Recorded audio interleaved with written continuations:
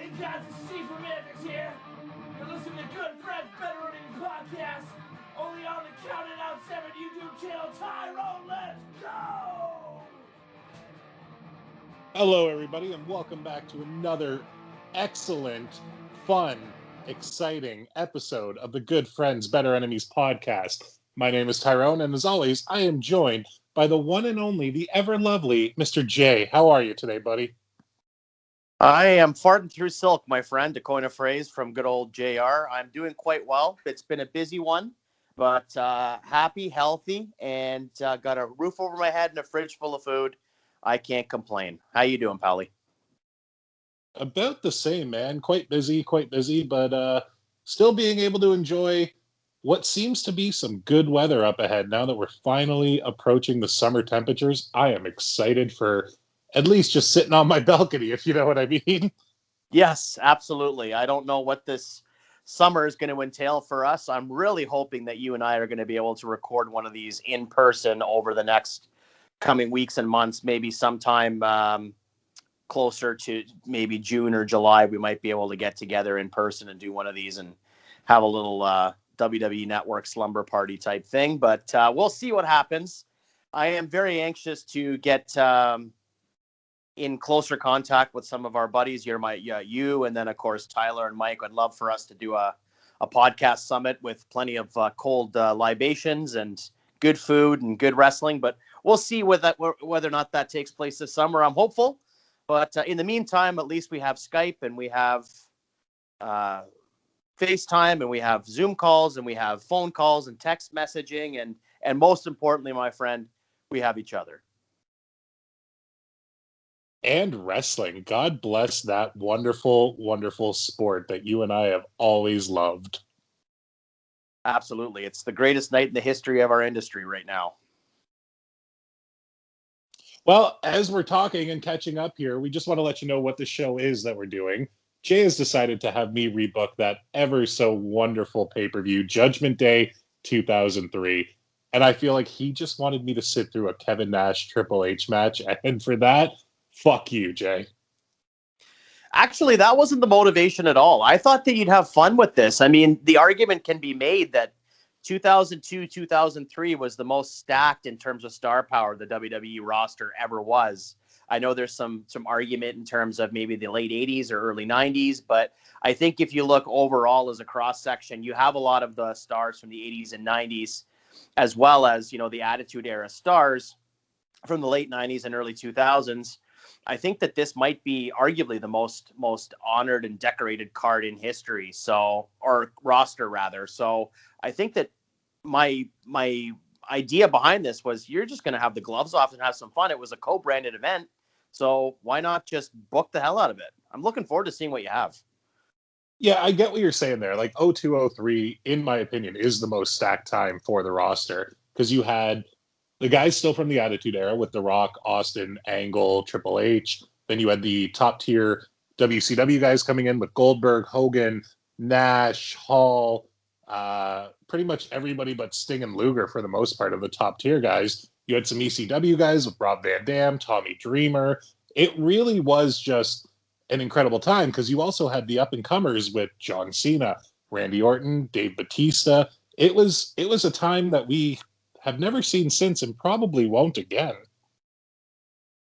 No, I don't think so. I think that the framework and parameters of the business, specifically the WWE and the way that they do business and their model these days, I don't see us ever having a time again where we are going to have these standalone sort of tentpole stars that are made to that degree. I think that the way that WWE markets itself these days, it's more about the overall product than it is about one particular superstar or a handful of superstars like it was, say, with Hogan in the 80s, San Martino with the WWF in the 70s and late 60s. And of course, we had lightning in a bottle with Steve Austin and The Rock together on the same card at the same time. I think the last guy that we really saw carry that torch of being a megastar that was as big as the face of the WWE is John Cena. And I really don't see us ever getting back to that. I mean, I hope I'm wrong. I think that metric and model for creating interest and viewership is sorely lacking in today's product. And I think that's one of the biggest reasons why viewership continues to decline, specifically for WWE. But I don't see it going back to that ever again. What do you think? I agree with you 100%. I mean, the magnitude of John Cena was ridiculous. Like the crossover that he would have in Hollywood, TV shows. It was just announced that he is doing a new show called Evil on Peacock, which should be interesting. Right now, the closest thing you kind of have is Roman Reigns, but he's not really a crossover star at all. But if you want to talk crossover stars, Jay, and this is a nice little segue, I am a big fan of my boy AJ right now, who is doing big things on that WWE Hidden Treasure show. I don't know what you think of that, man, but I see dollar signs written all over him. Yeah, I really enjoy that WWE Hidden Treasure show. I have some interesting thoughts, or interesting to me anyways, which often is the case. They're solely interesting to me. But I have some thoughts about the A&E WWE relationship in its entirety, but specifically about AJ. I think he comes off as very likable. He's obviously a very well-educated fan. You can tell that he is not going through the motions.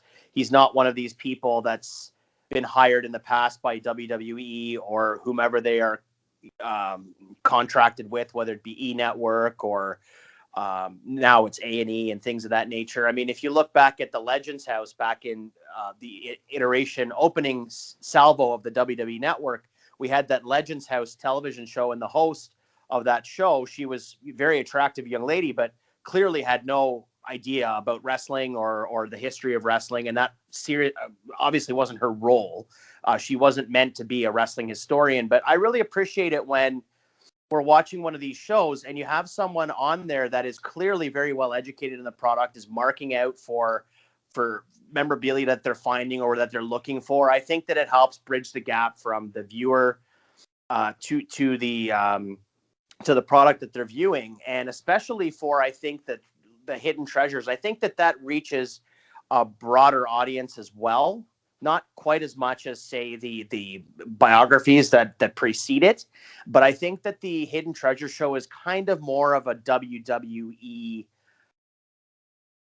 I don't have to say hardcore, but somebody who's invested in WWE, I think, is going to get a lot more enjoyment out of that show than, say, just a casual person who's flipping through channels on Sunday nights and happens upon a biography about Steve Austin or Roddy Piper or what have you.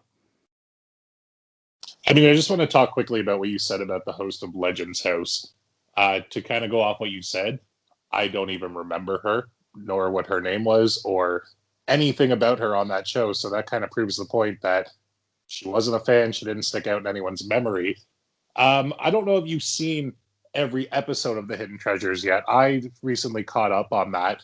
I like the fact that they've kind of created their own heel in that show with the guy who they've tried to go to and get things from twice. And each time he refuses the offer. He's a greedy man. He wants the best thing. I think that originally it was Cactus Jack's vest they wanted, and then Booker T's black robe. He is my least favorite character on that show, but also my favorite character because it's A&E. I feel like it's a lot more scripted than they want it to be. It's kind of like Storage Wars, but WWE, if you ask me. Do you know the guy I'm talking about? I do know exactly what you're talking about. Yeah, I don't know if they're necessarily making these people mainstay characters on the show. I think maybe they might go back to them if they need another piece of memorabilia from them, but I don't think they're going to be weekly or even bi-weekly characters or anything like that. It makes me wonder too when they go out and they can't find something such as the WCW television title. Where is it? What happened to it? Who has it? Does whoever has it watch this show and is like, oh my God, I can make a lot of money off this? Are they going to start contacting people? Like, is the WWE going to get all of these emails all of a sudden? People like, hey, I have this. What will you give me for it? Yeah, exactly. Because if that's the case, I got a couple of things. I know Tyler's got a couple of things. Maybe we can get on that show. Yeah, I can just see you like presenting like a crushed can of Molson Export from a house show back in the Skydome era when Steve Austin was crushing beers after going over in the main. Just to go back to what you were saying before about Legends House. So the host's name was Ashley Roberts. She was actually a member of the Pussycat Dolls, which is kind of cool. I mean, I think that WWE is always looking for that mainstream rub and mainstream, crossover. And I get that 100%. But, I just looking over her bio, I can't see anything that would make me believe or rather sort of invest in the idea that she was a WWE mark. And she doesn't have to be. You don't have to be a mark to be a WWE on-air personality when you start. I think that you grow an appreciation for the product as you are going through the weeks and months and immersing yourself in the product. But my main point, not to disparage Ashley, was that I was just saying that I think that with AJ as the host, I think there's a great connect between the audience, us hardcore wrestling fans, and then of course sort of living vicariously through his exuberance and excitement about finding these artifacts. I think that's sort of what I was trying to hint at. Yeah, totally fair. I completely agree. I think it's AJ almost has like a childlike wonder when he walks in, like when they were in Bill Apter's house and they see the neck brace that Andy Kaufman wore. The look on all of their faces was just that of, oh my God, I can't believe I'm holding this right now, which is pretty much how I would feel, how you would feel, how a lot of us would feel. Yeah, 100%. I think I completely agree with that. So there's a lot of artifacts. And truthfully, I think the other thing that's kind of interesting about it is obviously the show is scripted to somewhat of a degree, but not sure how many of these artifacts are legitimately missing from the WWE. Did they kind of know where they were all along but never wanted them? Have they planted them on certain collectors? I'm not really sure how it all works. I would imagine that they've just sort of got in contact with people through the grapevine and found out who has what. And by all accounts, and by what it sounds like, I've kind of put two and two together. I think kind of the end game here is that they want to maybe do a WWE museum or like physical Hall of Fame. And what does that look like? Is that something that's in Orlando, or is that something that kind of travels the world? I know, being a Star Trek fan, that a lot of times they do these traveling Star Trek museums where you can see the sets and the costumes and props and all that kind of thing. And it travels all around North America and around the world. So I think it'd be really cool if they did a traveling WWE museum and you could go to, say Toronto or Philadelphia or Chicago or wherever you're from and go in and spend a day. And then, of course, you'd have the merch store. I'm sure they'd have one set up. So I think that'd be a really cool idea and a great source of revenue for them as well.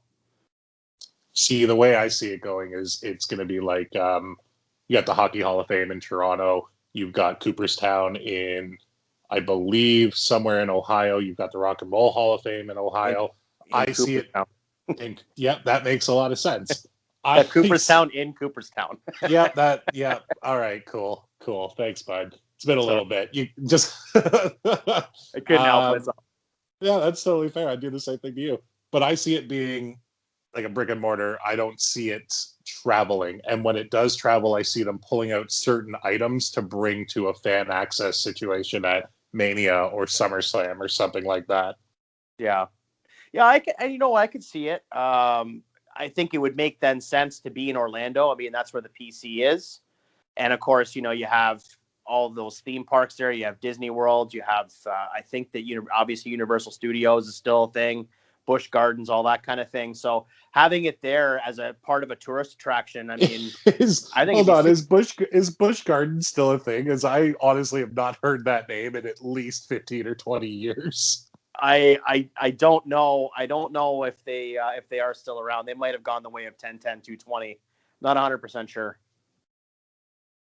Well, we should go on 411 and see if we can get the info. It's now called Surge Energy Drinks Busch Gardens. It's Is it actually? Is No. it actually? No, Oh my God. I thought you were being serious there. Yeah. It's like, is that right next to the Red Bull Epcot Center? What was the name of that guy that was all the rage like this time last year, the first lockdown? The guy who was with the Tigers? Oh, the Tiger King? Yeah, it was the Joe Tiger Exotic. King. Yeah, maybe he owns Joe it now. Exotic. Maybe he's bought Busch Gardens. From jail? I highly doubt that. Well, stranger things have happened. I don't know. Anyways, we digress. But you know what? going back to what we were talking about A&E, though, I do want to touch on a little bit this biography stuff. So I know that you really haven't seen much of it. You know, we both had pretty busy schedules as of late. And there's been a lot of wrestling content between that and then Dark Side of the Ring, which I know we're going to get into in a minute. But these biographies have been really odd. I think the first one was really well done. It was for Stone Cold Steve Austin. And of course, for us being hardcore wrestling fans and marks, we didn't learn anything all that new about what we were watching. I mean, it was all pretty common knowledge for wrestling fans. There weren't really any great big revelations. I think it was really well done for fans or, you know, lapsed fans or people who are sort of on the periphery or remember the name from 20 years ago. I thought it was a really cool nostalgia trip. The Roddy Piper one I thought was quite well done as well. I really appreciated how much they put into his early part of his career, how he got to where he was going, all the steps along the way. I thought it was really interesting to see that. I really appreciated that. And then we got onto Randy Savage. And I was telling you off air, I felt like this wasn't so much an A&E production. This was more almost like a TMZ-esque or what, you know, was the National Enquirer producing this, because it was just so trashy. They had all this hearsay and rumor. They were pulling out towards the end of the episode. They had Gorgeous George, who was his valet in WCW. Her real name is, I believe, Stephanie Bellers. She was on there. Her sister was on there recounting tales, but she was sitting in a darkened room because she didn't want to be exposed. It was like the first 48. And then you had, you know, her son there who was sitting there with, you know, a pack of Marlboro Reds in his front pocket. Like, it was really lowbrow. And I just didn't understand why you would go from celebrating these stars. I think each biography is done by a different director and a different producer. So I think that might be part of the answer. But just to me, it was just such a departure from the other two. And then, of course, the Booker T one this past Sunday was outstanding. I really enjoyed the Booker T one. So it was just a misstep for me. And I really felt like if you're watching these biographies to learn more about wrestling superstars, you have got a very, very skewed or distorted view of who Randy Savage was. It was not in good taste at all, in my opinion. Yeah, I can't really add too much to this just because the only one I've seen is the Steve Austin one, which, as you said, was well done, but I didn't learn anything I didn't already know. I do really want to check out this Randy Savage one now after hearing so many people talk about it, like essentially exactly how you did, saying that it almost buried him. There was a lot of stuff that was brought up that didn't need to be brought up, but yet a lot of stuff that should have been brought up wasn't at all. So I'm very intrigued to check that one out. Yeah, it really bothers me too, because for years, Randy Savage has seemingly been like the one guy that could never go home again. I mean, yes, we brought him back into the WWE Hall of Fame years after he should have been in there. Back in 2015 it was, and he wasn't even headlining. Like, I am a huge Kevin Nash fan, and I do agree that Kevin Nash should have headlined a Hall of Fame show, but not the same show that Randy Savage was being inducted in. How is Randy Savage not the headliner of a Hall of Fame class? It makes no sense to me. Now, I don't want to get into rumor and innuendo here because I don't know one way or the other, but there have been rumors circulating around for years that before Randy Savage departed the WWF back in 1994, there was some sort of inappropriate relationship with Stephanie McMahon. I don't know if that's true or not. I don't care to expand upon it because I have no idea whether there's any truth or validity to it whatsoever. But the one thing I will say is, based on the way that Savage has been treated in terms of his legacy since he passed away, and even before he passed away, he was never brought back into the fold. He was only kind of begrudgingly put into the Hall of Fame years after he passed away. It makes you wonder. It really makes you wonder if there was any validity to those rumors or not. I, again, don't care to speculate. It's not my place. But I'm going to be also very curious to see how they treat the Ultimate Warrior, because the Warrior has been glorified and his story has been completely distorted into a positive narrative where it's really anything but. If you look at his history of what he said and what he did, he really wasn't much better than Hulk Hogan in terms of some of the things that he said before he passed away. So it's going to be very interesting to see, because they have done so much work to rehab the Ultimate Warrior's character and perception, especially amongst like hardcore fans, to the point where if you look at his history now amongst, the casual audience, they all think that he was the greatest thing since sliced bread, and we all know different. So it's going to be interesting to see what that narrative and how that's pushed on that episode. Well, you want to talk about the Warrior? I think back to the Self-Destruction DVD, which pretty much tells the story from how a lot of us know him, and then all of a sudden he gets back in the good graces, goes in the Hall of Fame, unfortunately passes away 2 or 3 days later, and now we have a Warrior Award every year. And I get it, for the name of the award, it makes sense to give these people who are everyday warriors a Warrior Award. But it's really, really strange how he completely did the 180, but Savage couldn't. And again, no speculation. Don't want to get into it. I just wish that they would honor Savage a little bit better than they have. He probably is my all-time favorite character from that era. Like, I grew up idolizing him and Roddy Piper. I wasn't the Hogan kid. I wasn't the Warrior kid. I was the Savage and Piper guy. So to hear that they did so well with Piper, but kind of shit all over Savage, makes me a little sad. I'm still gonna watch them, but like you said about the Warrior one, I'm intrigued. I'm intrigued with the Michaels one. Are they gonna talk about his horribleness backstage and then finding God and changing his attitude? Like, how are they gonna paint him? I don't know. It's even like the Piper one. There was some stuff that was covered in that I just didn't understand. Like, I guess, you want to touch on the Bryant Gumbel interview from HBO back in 2003. And then, Piper was released very shortly afterwards. And then you see Vince's reaction to it. I just didn't understand. You can touch on it, but do you really need to have a big, segment about it? Like, this, first of all, that was pre-taped before Piper even came back to the company, and then it was released. They already knew about it before it was released, and then when it airs on HBO, they cut him loose. Like, they're constantly manipulating the narrative. It's indicative of WCW and the WWE, going head to head during the Monday Night Wars.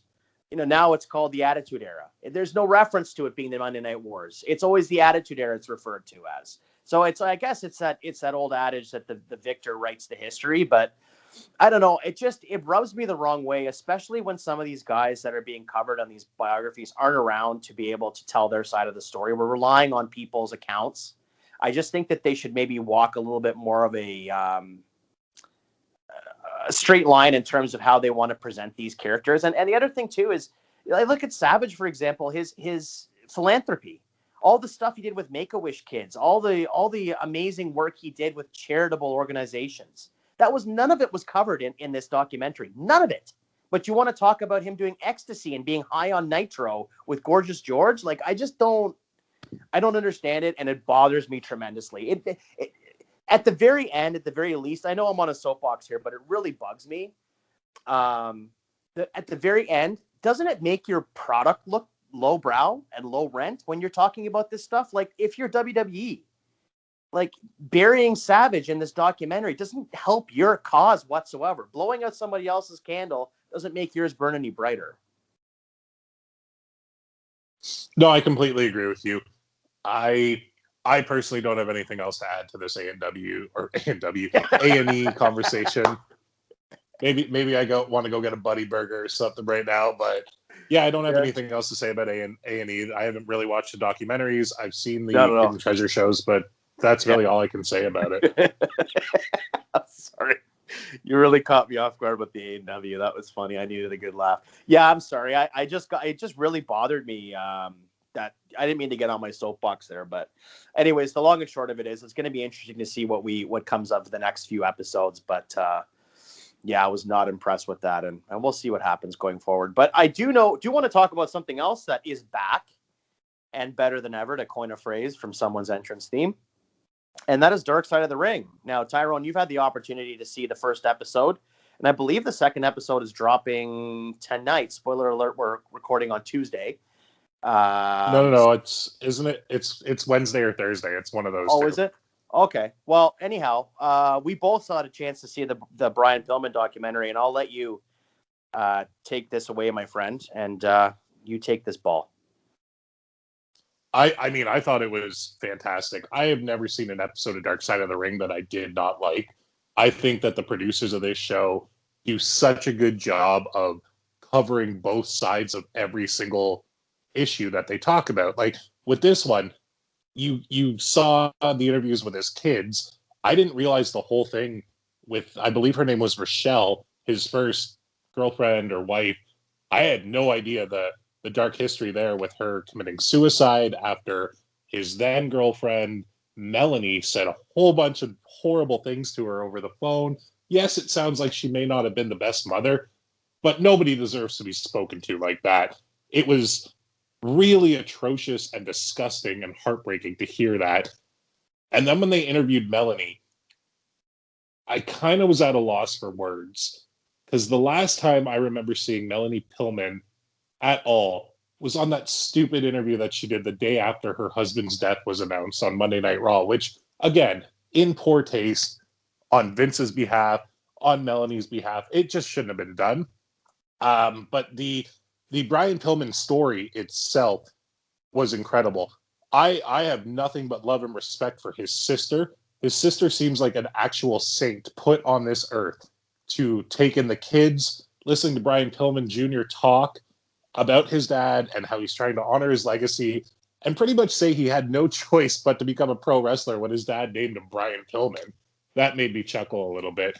I thought the interview was incredible. It talked about everything from his vocal cord surgeries, his WCW days, his ECW days, his WWF days, his horrible Humvee accident, all of that plus more.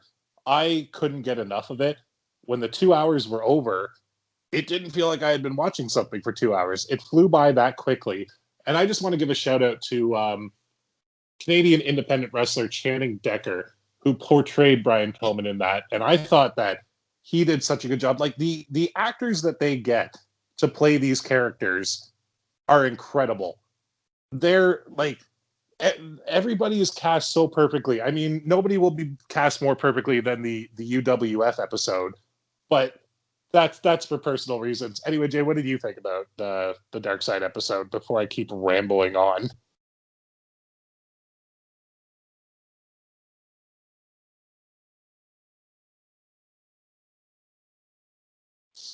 I guess Jay wants me to keep rambling on, so I will. Again, I have nothing bad to say about it. I thought that the interviews with Stone Cold Steve Austin were great. The only thing that I found slightly strange was there weren't really any interviews, if at all, with the Hart family. I thought that was kind of odd, considering the Hart Foundation was a big part of his WWF run. They didn't even talk about that other than his training in Calgary. Yeah, sorry, I was on mute. I didn't realize I was on mute there. No, I was just gonna say, we haven't recorded for a couple of days or a little while here, so I think we're both eager to get back at it. We really haven't talked all that much on the phone. We've been so busy, so we're both kind of catching up on the fly here for you folks. In terms of the Dark Side thing, yeah, I really enjoyed it. The one thing I really appreciated about it was that it was very well timed. They usually are. The episode runtime, we definitely needed a 2 hour for this one. I don't think you could have gotten it all in an hour. But just going back to the A&E stuff, I feel like with some of those episodes, they focus so much on certain aspects of the story that by the end of it, you're kind of looking at your watch and thinking, okay, they have 10 minutes left and they have like 5 years or 10 years of their career still to cover. Like, how are they going to get to this? So, like, wrap this up. Whereas with the Dark Side stuff, I really appreciated how everything was timed out quite well. And I honestly kind of thought that after the passing, that would be it. And then we got another 2 segments, I think, which was great to hear, like, what happened since. And to your point, yeah, I do agree with you that seeing Melanie Pillman was a bit shocking. I was a little uncomfortable, truth be told, sort of listening to her speak. It's really unfortunate to hear what happened with that family after Brian passed away. And of course, alluding to what you mentioned there with the phone calls, you can't tell me that you're never going to know what would drive someone to cause them to take their own life. I mean, I certainly can't venture a guess, but I would imagine that you would have an idea of the kinds of things that you have said and pushed someone to a certain extent. So I think that there was some ill intent, certainly not that I think that they were trying to push her to do that. I'm not saying that whatsoever, but I'm just saying that you can only push people so far. And clearly there was some really nasty stuff going on there, as was evidenced in the documentary. The last point I want to bring up about it is, as well as talking about Brian Pillman Jr. and what a star he is Vince McMahon. Hearing about him having Melanie Pillman on Raw the night after Brian passed away, I remember it very clearly because I was watching the episode.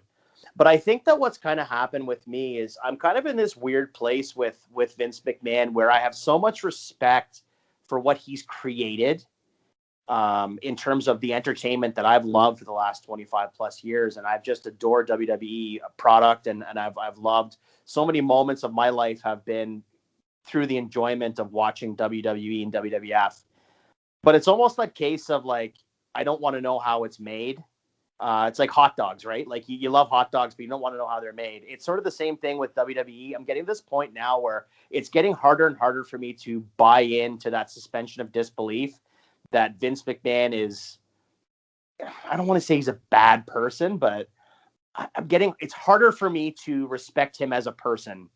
I respect him greatly as a business person and as a genius in terms of creativity, but as him as a person, it's getting harder for me to buy into that narrative that, he's a great guy. I don't really see it anymore.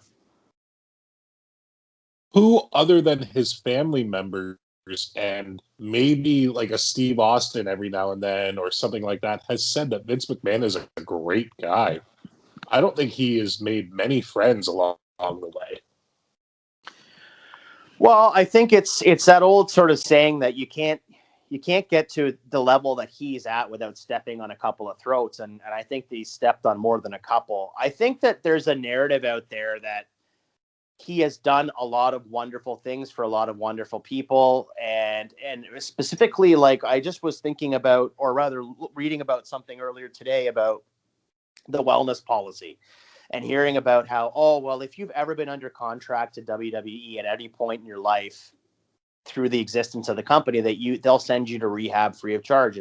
And on its face, that's a great thing. That's a wonderful thing that they do that for people that have substance abuse problems. I think it's a tremendous system that they've put in place for people that are struggling. But at the same time, I mean, is Vince doing that? You gotta ask. They have the substance abuse problems for the most part, probably because of the company that they work for, because of not having days off. And I understand that getting into this profession, they knew what they were getting into, but I don't think they all know to what extent. I don't think they all understand how sore they are, how they're not seeing their family, and then all of a sudden booze happens, pills happens, drugs happen. I feel like he does this because he's been pressured into it when the company went public and because of the amount of lawsuits that they have had. I think it's more so a company thing than a Vince thing.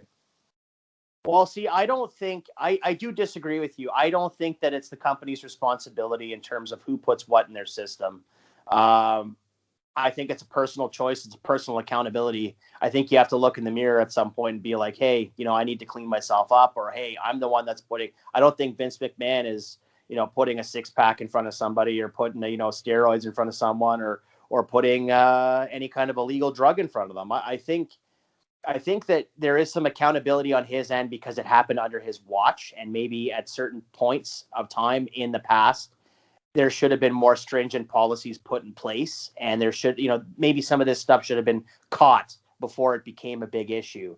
But at the same token, I do think that, to your point, yes, it has a lot to do with the company going public and with all the lawsuits and the tremendous amount of deaths that happened in the late 90s and early 2000s, that it just happened. There were so many deaths that happened within a short time frame that something had to be done, and it was starting to reach mainstream national attention. So they kind of had to make a choice. I'm not saying that Vince McMahon is an evil person. I don't think that at all. I think that he is probably, just like in WWE and his famous speech from 1997, There's shades of gray with Vince McMahon. I think he does have a conscience, and I think he wants to do well by people. But I don't know that if it hadn't been for this mainstream attention and things being pushed in that direction over the last 15 to 20 years, I don't know if he would have come to that conclusion on his own. I just think that it gave him a nudge to get there. And the reason I'm bringing this up is because through this dark side of the ring stuff, we are seeing this quite frequently, people talking about their experiences working for that company. And I think a lot of times when there's smoke, there's fire. Well, let's look at the topics that they cover. They're not covering anybody who is still either with the company or left the company in good grace or is still alive, really. Like, you're not going to get an episode of Dark Side of the Ring on John Cena or something like that. You know what I mean? It's all going to be people who have checkered pasts. Like, I don't even think you'd get one on a Scott Hall per se.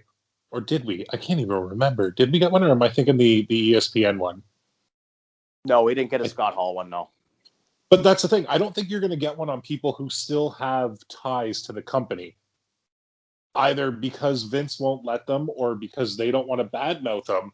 I don't know why, for the exact reason, but I fully believe we will never get one on somebody who is still either employed, has ties, or is in good standing with the company. Like, you get Mick Foley being interviewed on them, you get Steve Austin being interviewed on them, but there will never be an episode on those people, and they are very careful in the way that they say things. Yeah, I don't know about that. I don't know if they're that careful. I think that they know that there's a line that they can't cross, but I don't know, especially with a Mick Foley who's passed with the WWE has been so checkered. I mean, he comes and goes. When he disagrees with Vince, he just takes off, and that's it. I mean, Steve Austin, sort of the same way. So I think that they both, they know that there's certain things that they can't say, they wouldn't be able to go back to the company having said certain things, but I don't know that they censor themselves totally either. I think they're pretty open in these things. I don't know. It's really hard to say.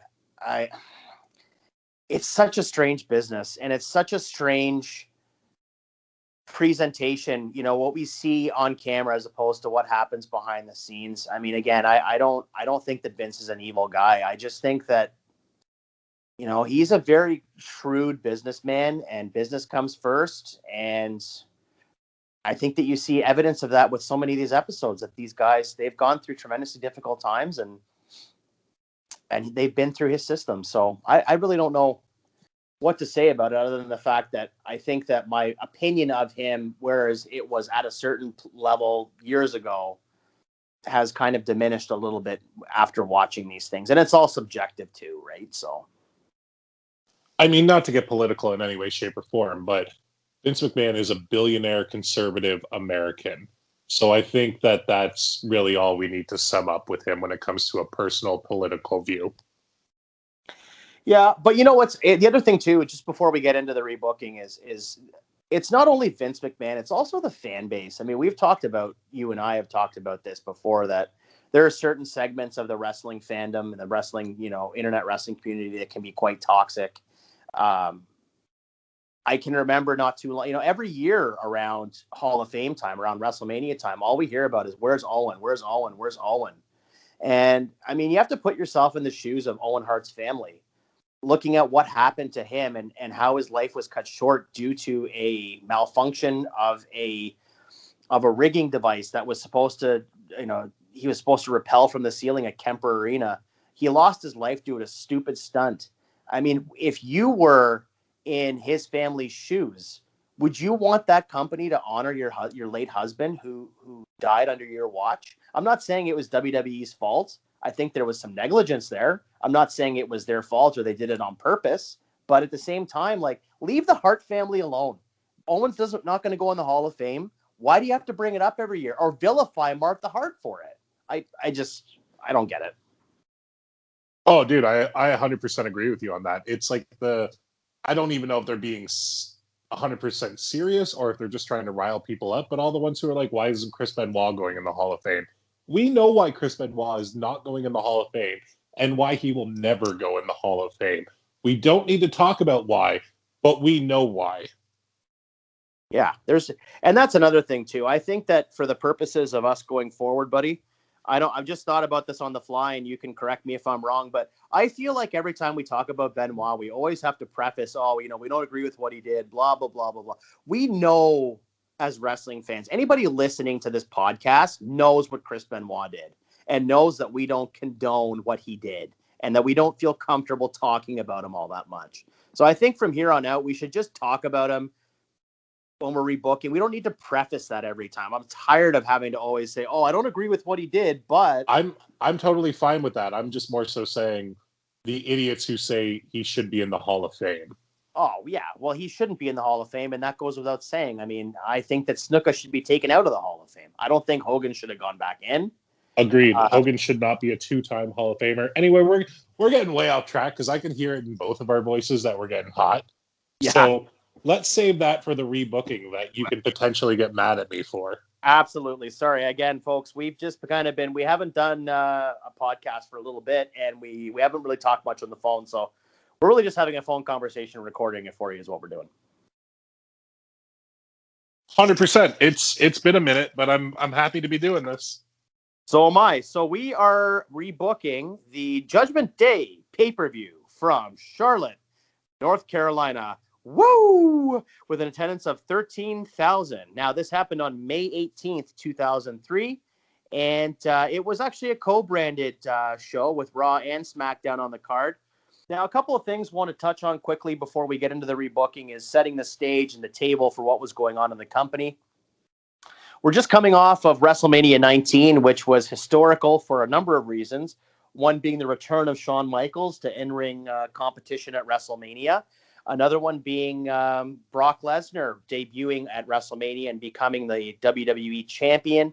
And then, of course, we have Stone Cold Steve Austin's final in-ring match ever. That is a rarity to say in WWE or in wrestling in general, that Steve Austin retired in 2003 and never stepped foot in the ring as an active competitor again.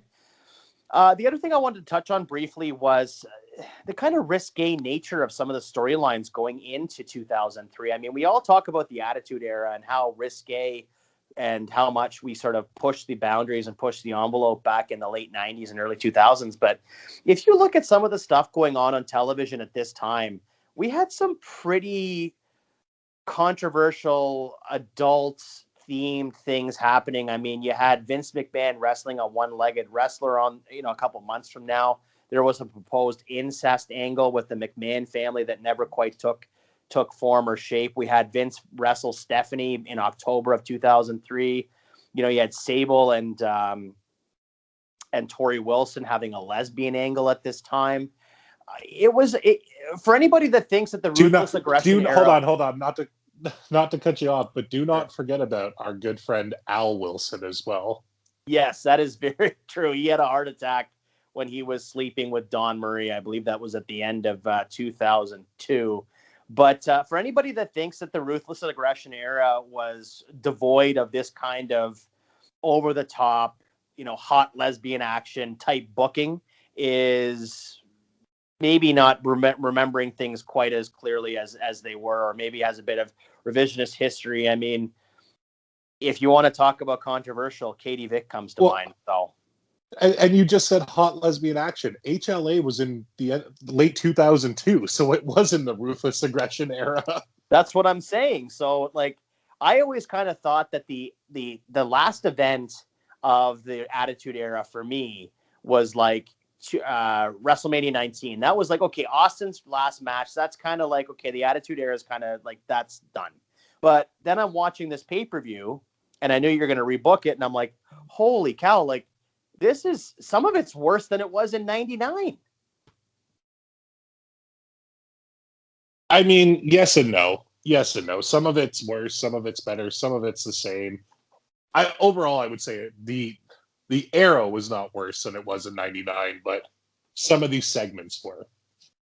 Oh, definitely. So I just wanted to set the stage there for you folks that, we do have some very controversial things going on in the company in terms of storyline. Of course, we're going into the summer months. We have Goldberg has just debuted at the previous month's Backlash, taking on The Rock in his first match. So there's a lot of stuff going on. I don't know how you feel, Tyrone, but I almost feel when looking back at 2003 that it was kind of a confused time in the WWE. Like, they didn't quite know where they were going after the Attitude Era. They were going in many different directions at once. They would do these extreme angles with the sex and the violence, but then they would do other silly things that kind of counteracted that or were more like PG-esque. Like, it was a very confused time in the company. Do you agree with that? Oh, 100%. You have a couple of PG things with maybe the cruiserweight division for the most part, some of the tag team division, but then all of a sudden you get into even Scott Steiner calling himself the big bad booty daddy still. You have Test was calling his fans the testicles, for God's sake. Like, that had Attitude Era written all over it. Yeah, they were calling, I think there was an angle, or there was a feud between Test and Scott Steiner, and they were fighting for the managerial services of Stacy Keibler, but Test was referring to her as her property and things like that. So yeah, anyhow, and then after Test won that, he had a match where if he beat Steiner again, Steiner would have to be, and I quote, his bitch. Yes, precisely. So with that being said, folks, we have definitely now brought you up to speed in terms of the craziness that was 2003 in the WWE. One last thing is we're about a year removed from the WWE rebranding itself from the WWF back in May of 2002. So we're a year into WWE. And with that being said, I'm going to hand the reins over to Tyrone, and he can bring me through this card, which I'm sure is going to be a roller coaster ride. Tyrone? Well, one thing you forgot to mention that I just want to touch on is that this was the last co-branded pay-per-view, I think, until 2007, when they really started not giving a care anymore. This was the last one. So I kind of wanted to go out with a little bit of a bang. So we're going to start things off on Sunday Night Heat this week. And this week we're putting a battle royal on Sunday Night Heat featuring Chris Jericho, Christian, Goldust, Kane, Rob Van Dam, Test, Lance Storm, William Regal, and Val Venus. The last two remaining in this battle royal will go on to the main card to face each other for the Intercontinental Championship. Because for some stupid reason, in October of 2002, the WWE decided to get rid of the IC title after they had already gotten rid of the Hardcore, the European, everything else. They were just trying to do the two worlds and a women's and a tag. So I get that, but you always need that secondary belt. So when they finally brought it back, I was ecstatic. So just to let you know, Jay, the final two competitors in this battle royal going on to the main card are Chris Jericho and Goldust.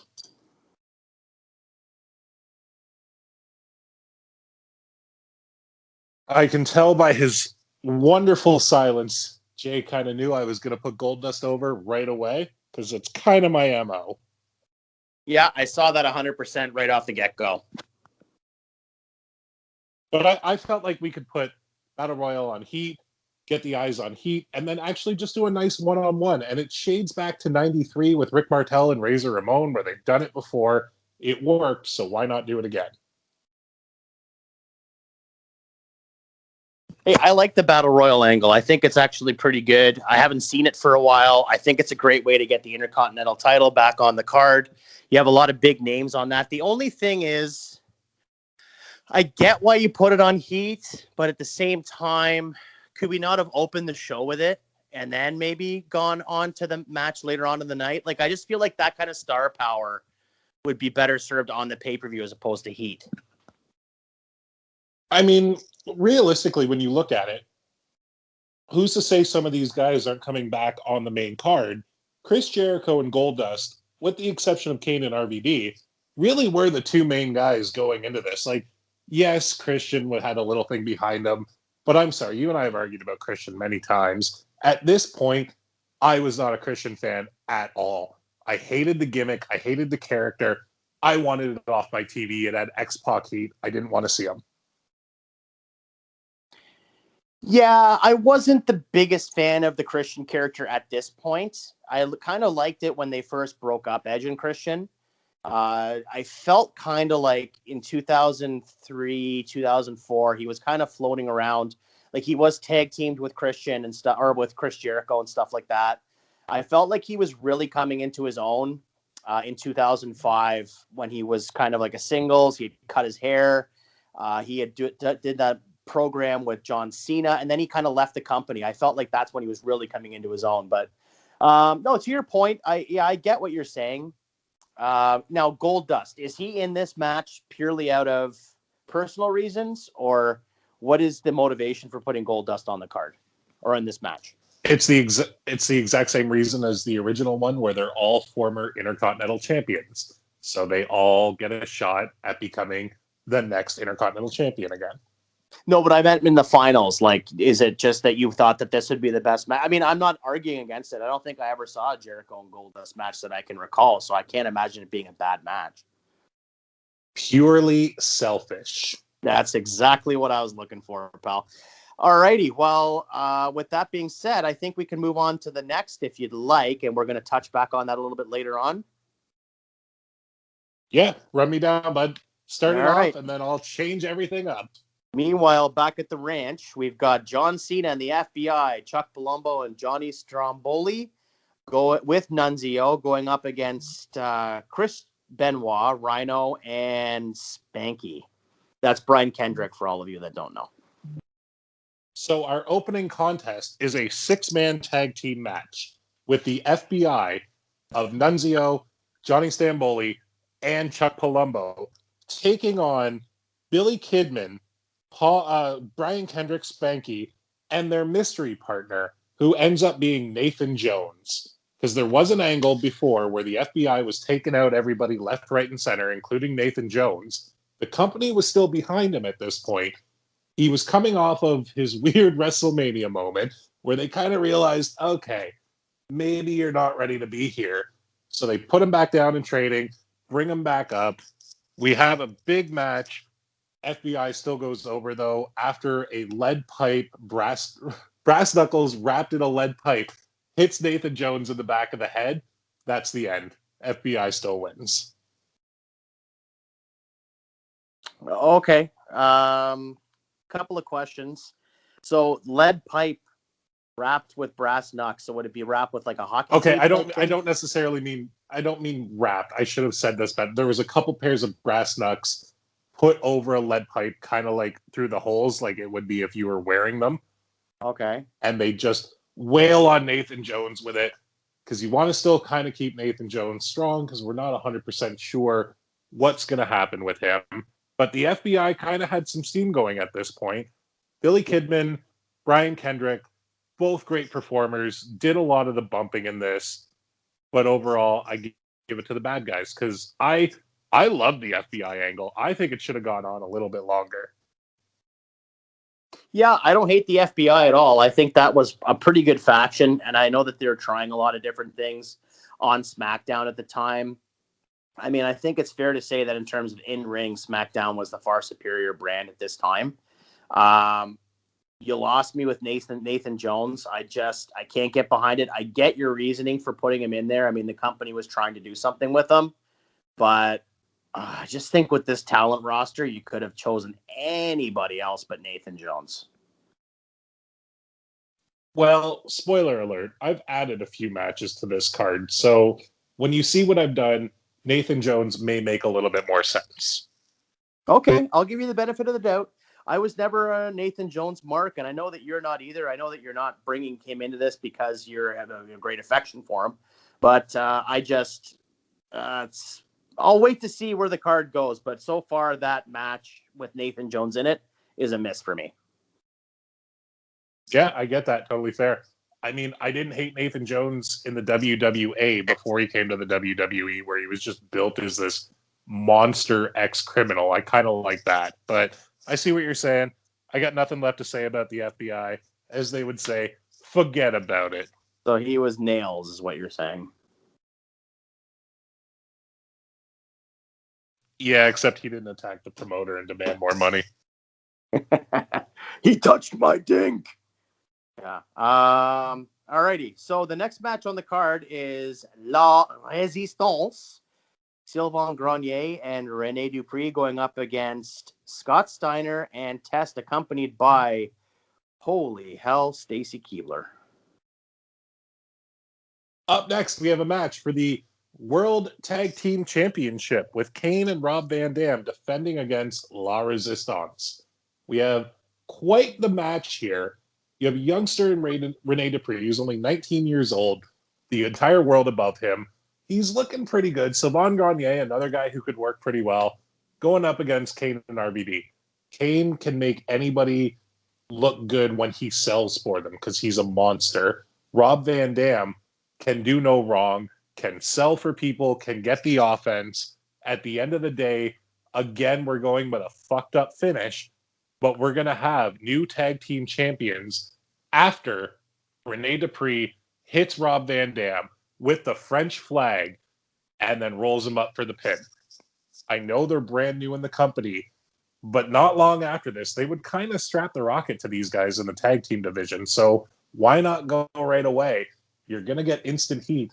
At this time, Americans especially, we're not fans of the French. So I see it as money.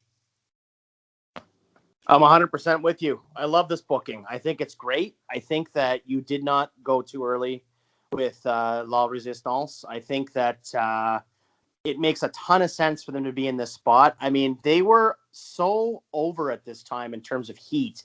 They were a couple of heat-seeking missiles. You have to remember, as you alluded to, back at this time, this was when the U.S. was at war with Iraq, and they were sending troops over to Iraq.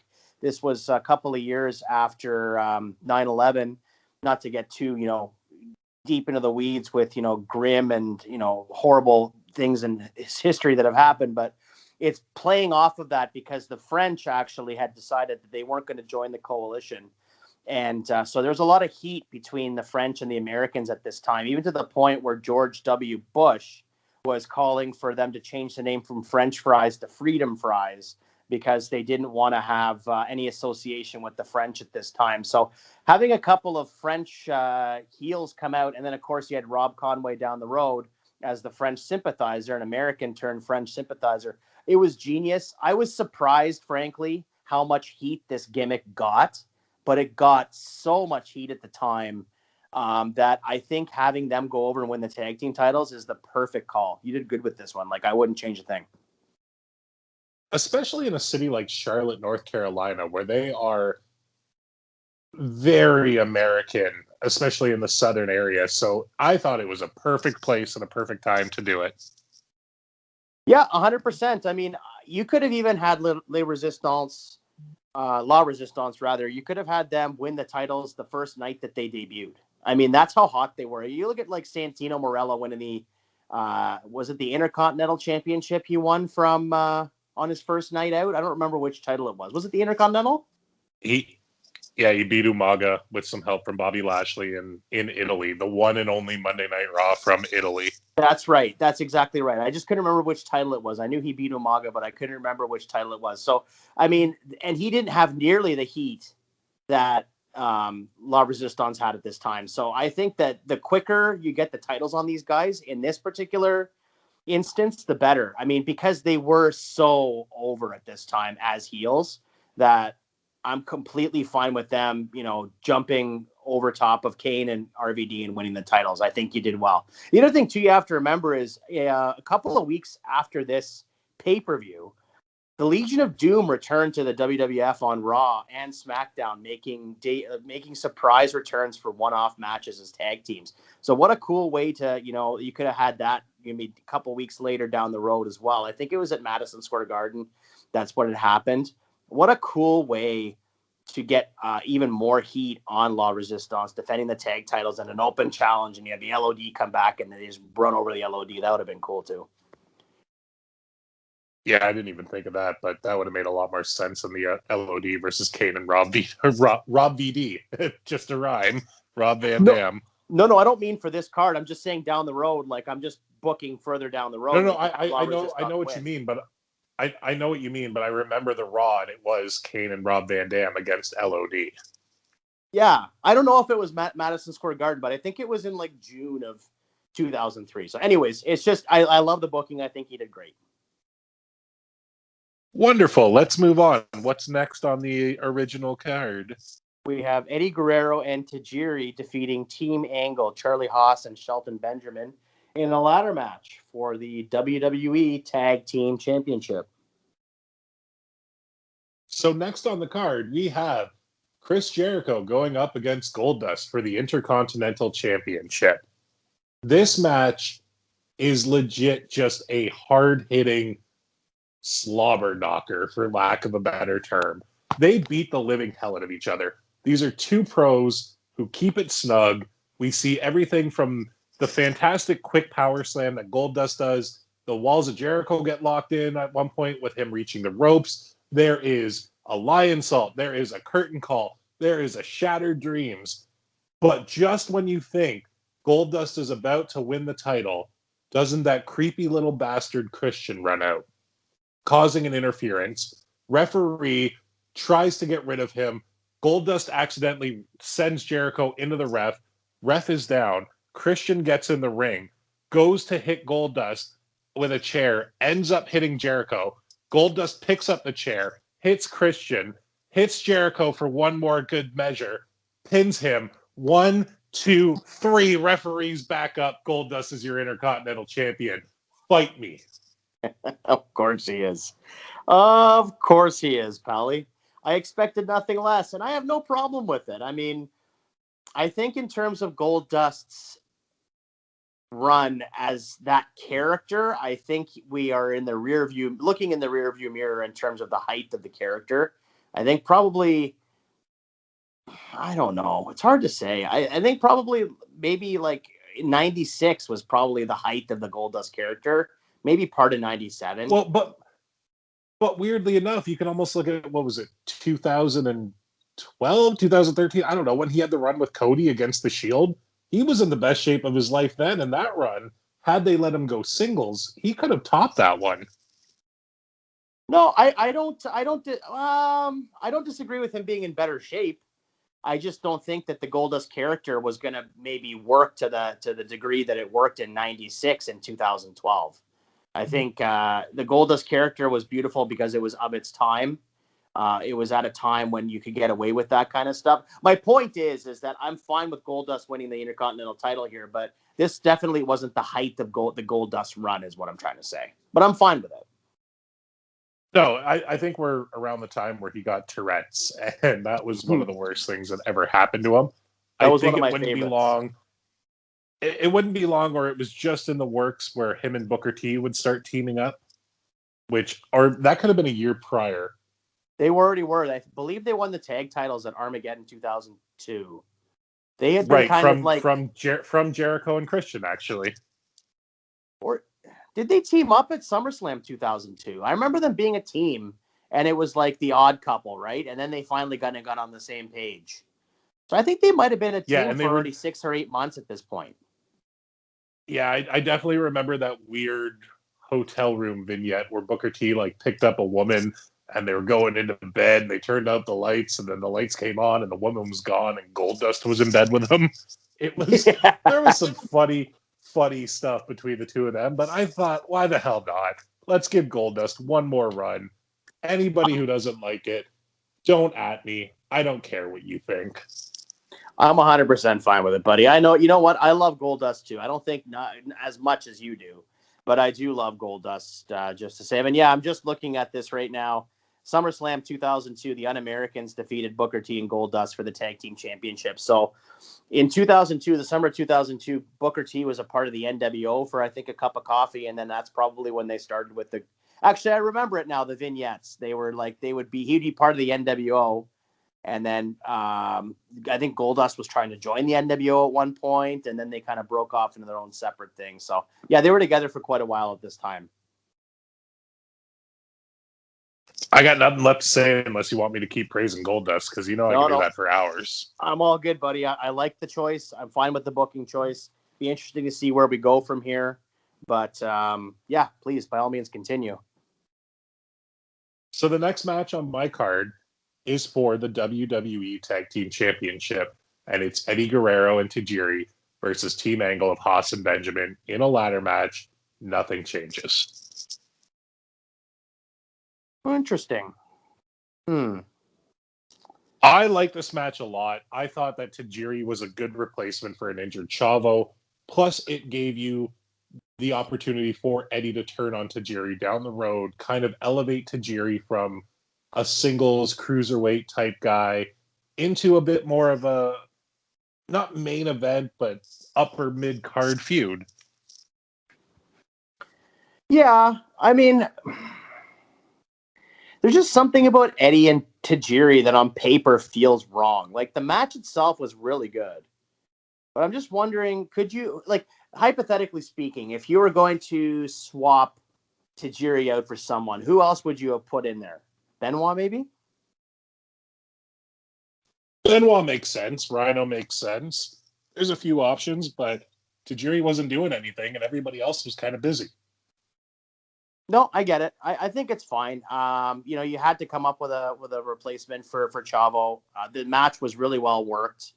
And it's one of those kinds of ladder matches that's not just a spot fest. There was some real good psychology in this match. So, yeah, I'm 100% fine with that. I don't think you should change it either. You're good.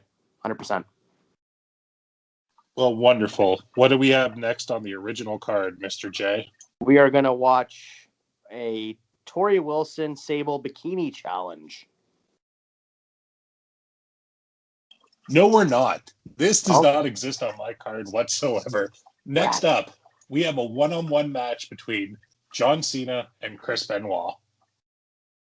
Oh, okay. Well, I would take that. I figure we're at. Sure.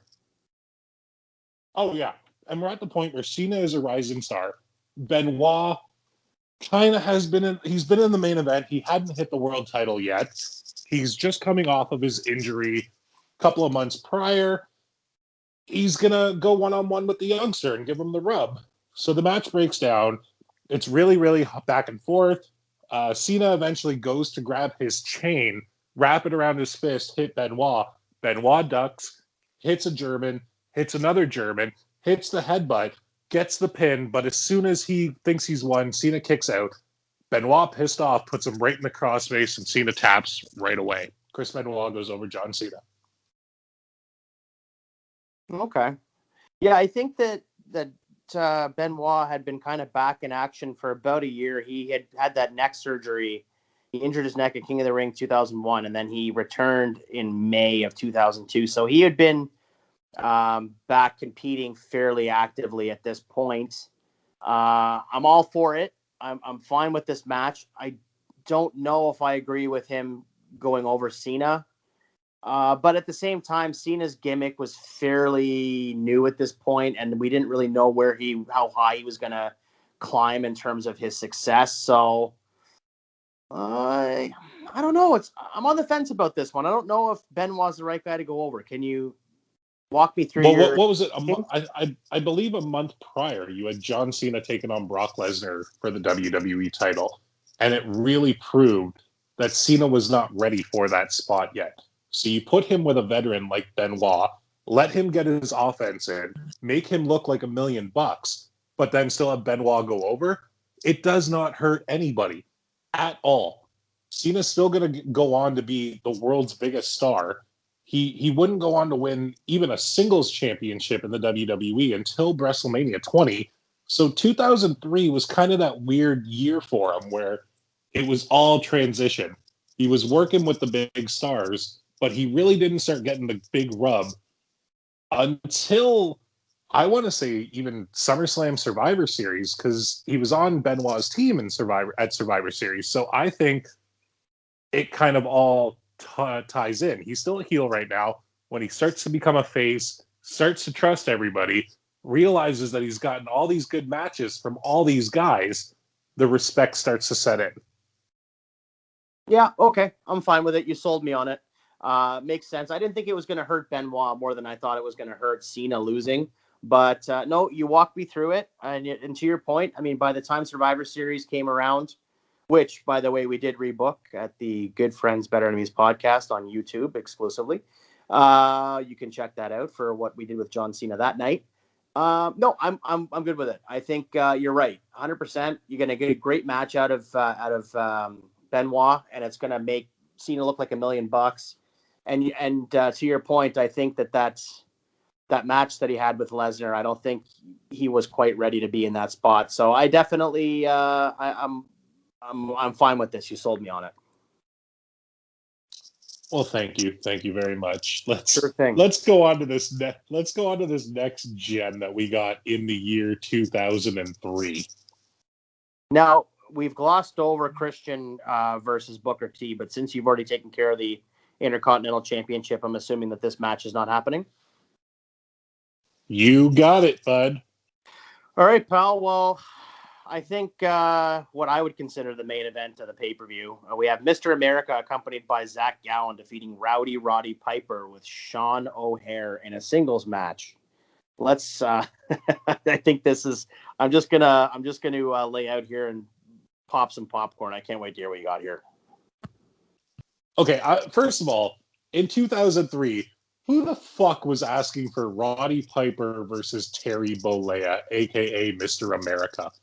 I don't think many people were. Even old school fans for nostalgia were not clamoring for this. But it's kind of weird when you think about the fact that this pay-per-view was 18 years ago, and their WrestleMania 1 feud would have been 18 years prior to this. So if we were kind of looking at it, we could still get Brock Lesnar versus Rey Mysterio in this current 2021.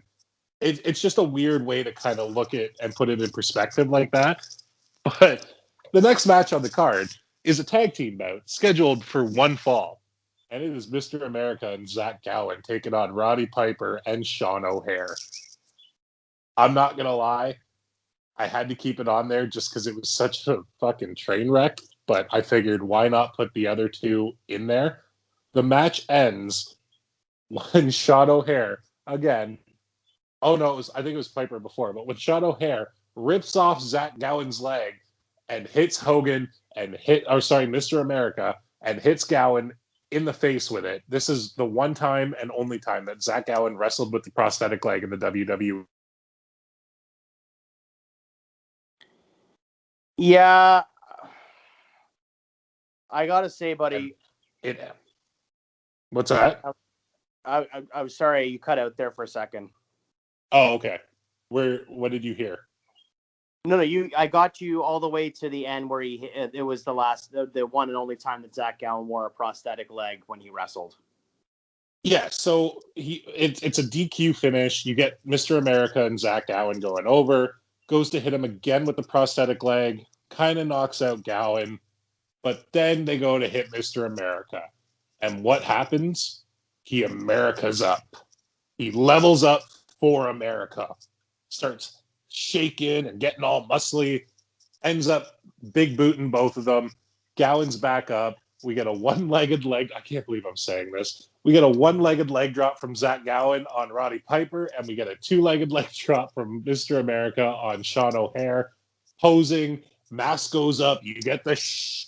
There's no Vince McMahon in this one. It was the dumbest storyline in wrestling. They were both gone within the next couple of months, so it just happened. I kept it just for shits and giggles because that's really all it was. I am honestly of the belief that the Mr. America stuff is maybe on my top 5 stupidest angles the WWE ever did. I mean, I guess on its face, yeah, like trying to pretend that he got fired and then he had to leave SmackDown and then I guess, you're trying to make chicken salad here, buddy, but I just don't know why you kept the Mr. America thing altogether. Like, just get rid of it. Make it just Hulk Hogan. Like, I hated this Mr. America thing. It was so stupid. Yeah, I can't argue with that. Like, I get it. They weren't trying to hide that it was Hogan. But the fact that it was, if Vince McMahon can prove it's Hulk Hogan, he's fired. What do you mean if you can prove it's Hulk Hogan? He sounds like him. He calls everybody brother. He's got 24-inch pythons. He's got the handlebar. He's got the mullet hanging out of the back of his head. It's Hulk fucking Hogan.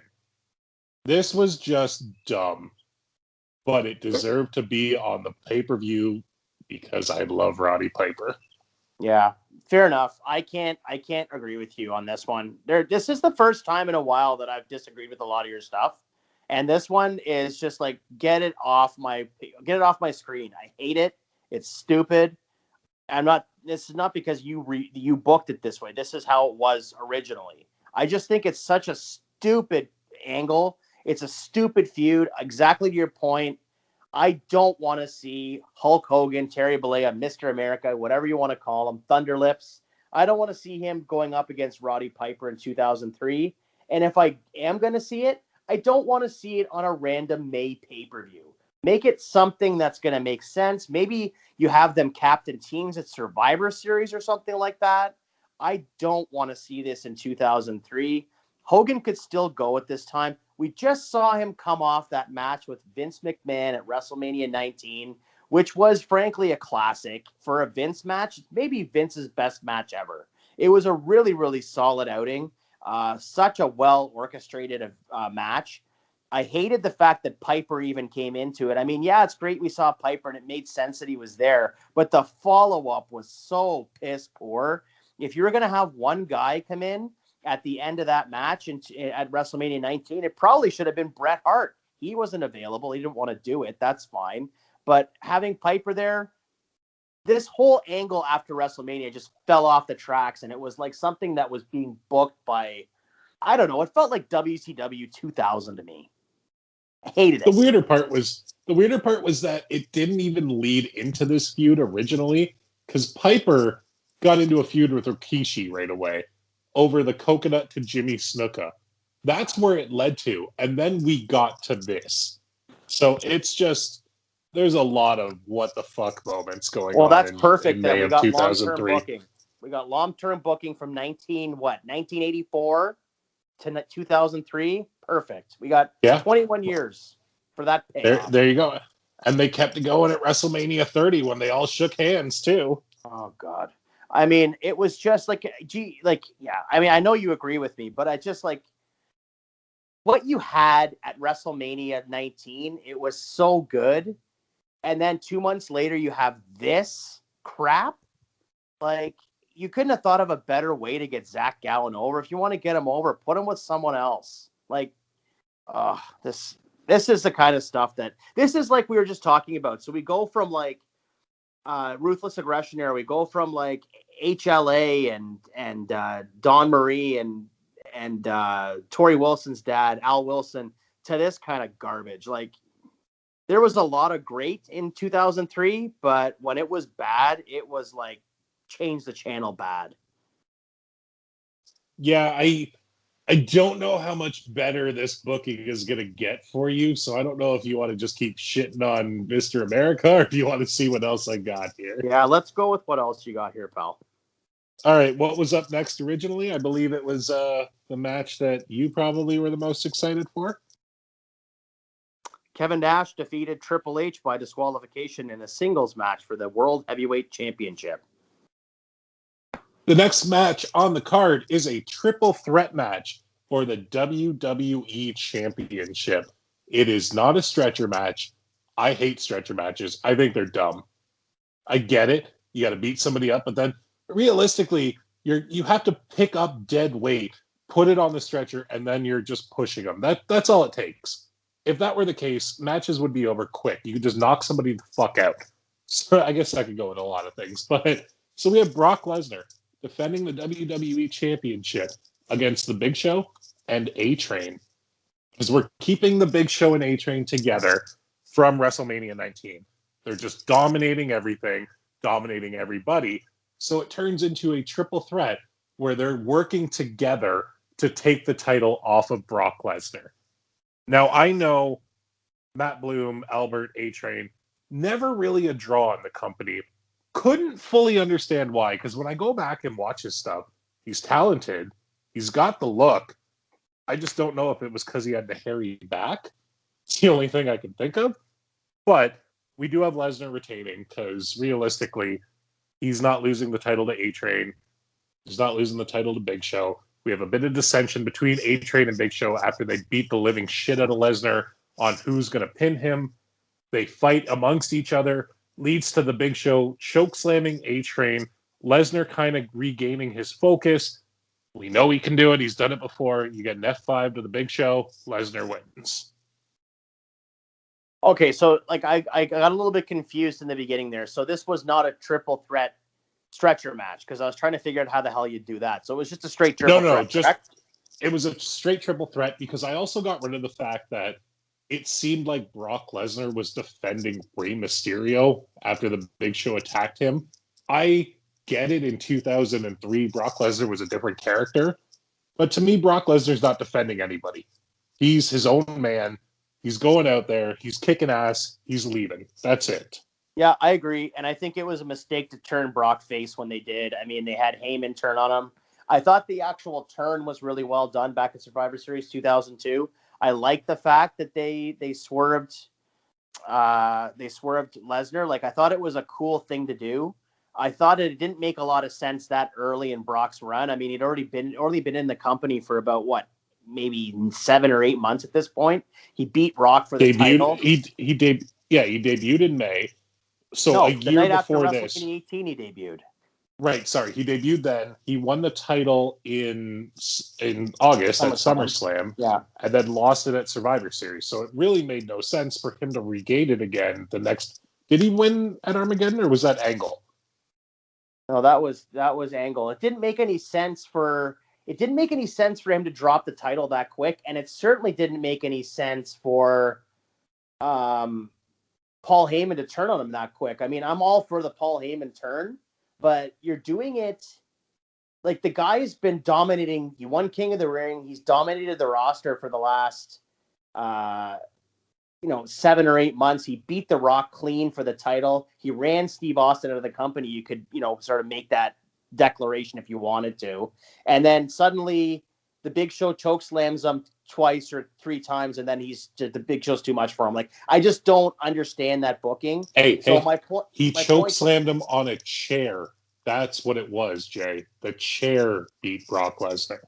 No, but I'm saying that, like, Paul Heyman going into the match was so petrified that he couldn't get him up for the F5, and that Big Show was so much bigger than him, and this and that.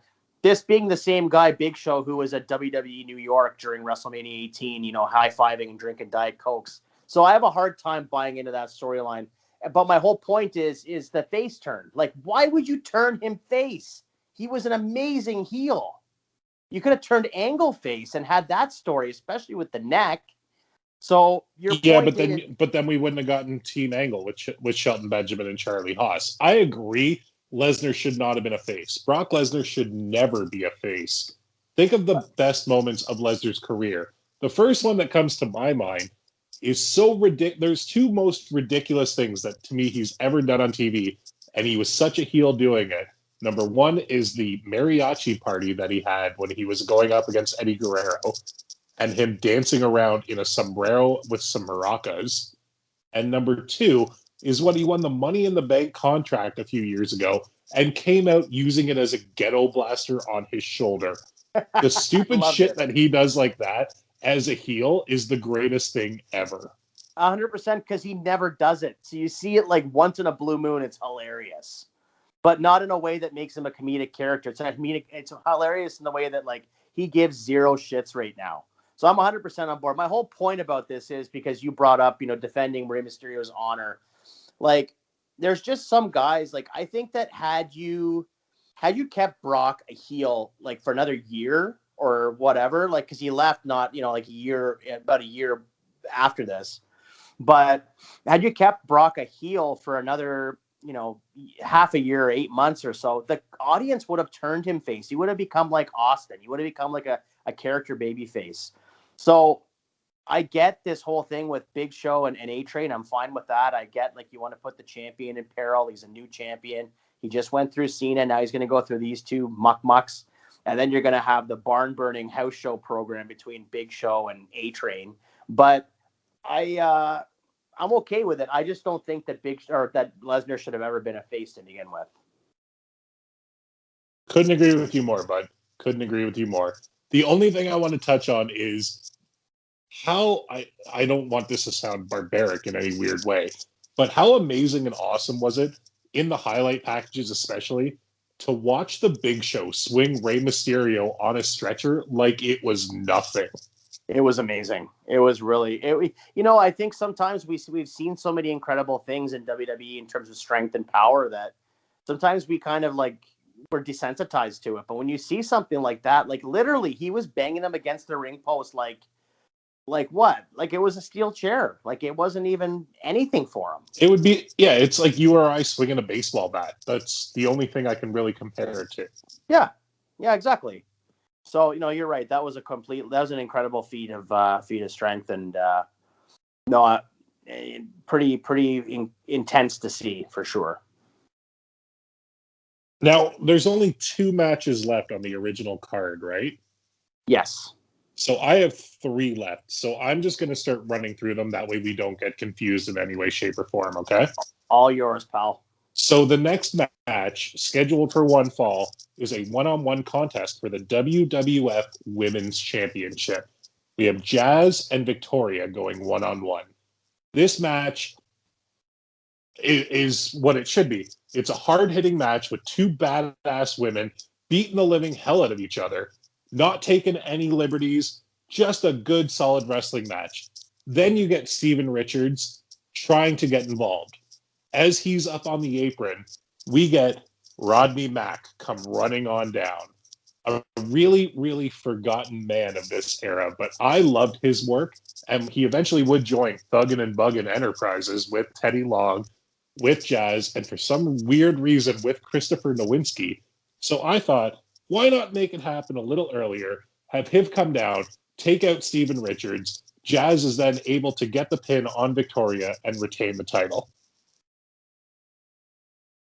Yeah, I'm all for this. I'm completely fine with this. Actually, I think it's good. Yeah, I have no complaints with this at all. I think it'd be a hard hitting match. I think in this era we saw pretty much every women's match, more or less. We had Trish on it, so I'm okay with giving her the night off. Maybe she has a title shot, then the next night or something, or the next pay per view. So I'm fine with giving her a bit of a rest. Don't want to overexpose her. One quick question came to mind when you were laying this match out. At the beginning of this pay-per-view, Steve Austin came out and introduced himself to the crowd and talked about doing the Eric Bischoff stuff, being in the skybox. And we saw those. No, it's all gone. It's all gone. That's all gone. It's all, yeah, I don't need that. I don't like that stuff on a pay-per-view where you have the authority figures making it about themselves in separate storylines. It's all gone. Okay. No, I actually thought that kind of added something to the show. I thought it was fun, but I get your point. Yeah, it's a Raw segment. Jay, I'm going to drop what my next match on you is, and then I've got to go refill my drink. So I want you to talk about it for a minute or two while I'm away, okay? The next match, coming off of his main event win at Backlash, we have Bill Goldberg going one-on-one with the big bad booty daddy, Big Papa Pump, Scott Steiner. Uh-oh. Okay.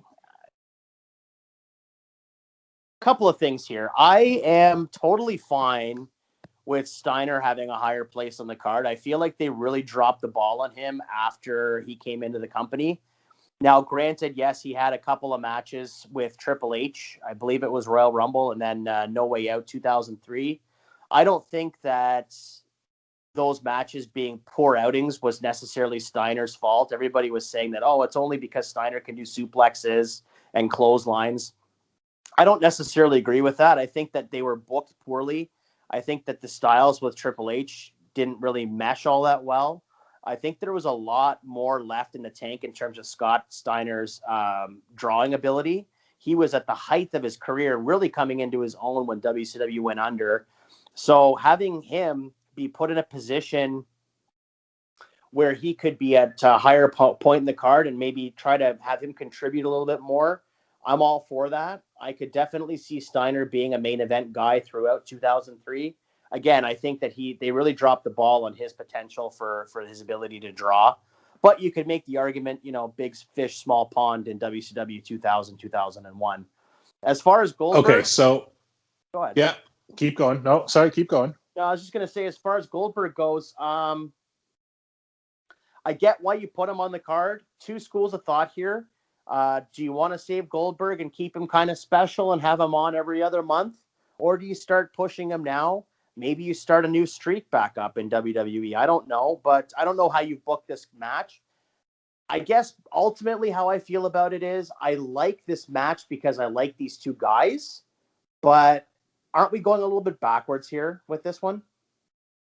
So, night after Backlash, Goldberg comes out, cuts a promo about how he beat The Rock, blah, blah, blah. He wants the world title. He's coming after it. All of a sudden, the sirens go off. Scott Steiner comes out, cuts a promo. There's no Steiner math, unfortunately. Tells him how they come from WCW.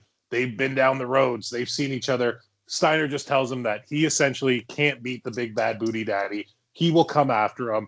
Match is set for Judgment Day. Goldberg was in that weird transitional period where he had beaten The Rock. He wouldn't be on pay-per-view again until Bad Blood when he would go up against Jericho. And then it would start to put him in the title picture after that.